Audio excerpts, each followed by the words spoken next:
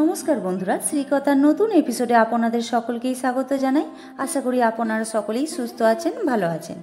বন্ধুরা, বাংলায় একটি প্রবাদ রয়েছে, কিসের বার কিসের তিথি, আষাঢ়ের 7 তারিখ অম্বুবাচী। তো আজ আমরা জেনে নেব অম্বুবাচী কী এবং কেন পালন করা হয়। তো বন্ধুরা, আর দেরি না করে আজকের ভিডিওটি শুরু করা যাক।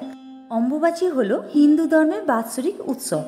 লোককথা অনুসারে আষাঢ় মাসের মৃগশিরা নক্ষত্রের তৃতীয় চরণ শেষ হলে ধরিত্রী মাতা ঋতুমতী বা রজস্বলা হন। এই সময় পালন করা হয় অম্বুবাচী। আমরা জানি কোনো নারী রজস্বলা হলে তখন তিনি সন্তান ধারণের উপযুক্ত হন।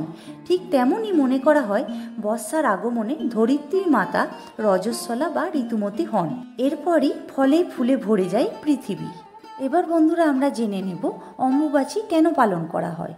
অম্বুবাচী পালনের কারণ হলো অম্বুবাচী কামাখ্যা দেবীর বার্ষিক ঋতুস্রাবকে চিহ্নিত করে, যা একটি প্রাকৃতিক প্রক্রিয়া। দেবী কামাখ্যার প্রতি ভক্তি ও শ্রদ্ধা জানানোর জন্য অম্বুবাচী পালন করা হয়। এটি বর্ষার সময় যখন পৃথিবী মাতার ঋতুস্রাব এর সৃজনশীল ও লালন শক্তি ভক্তদের কাছে উপলব্ধ হয়, তাই এটি উর্বরতা এবং প্রজনন ক্ষমতার প্রতি বিশ্বাসের প্রতীক হিসেবেও পরিচিত। অম্বুবাচী প্রকৃতির প্রতি সম্মান এবং নারীর শরীরকে এবং ঋতুস্রাবকে সম্মান জানানোর একটি উপায়ও।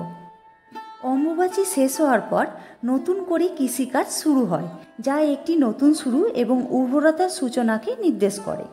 ভক্তদের বিশ্বাস, অম্বুবাচীর চতুর্থ দিন দেবী কামাখ্যার দর্শন করলে ভক্তরা সকল প্রকার পাপ থেকে মুক্তি লাভ করেন। তো বন্ধুরা, আজকের ভিডিওটি এই পর্যন্ত। ভিডিওটি ভালো লাগলে লাইক, শেয়ার, কমেন্ট করে সাবস্ক্রাইব করতে ভুলবেন না। আগামী দিনে এমন ভিডিও দেখার জন্য চ্যানেলের পাশে থাকুন। ধন্যবাদ।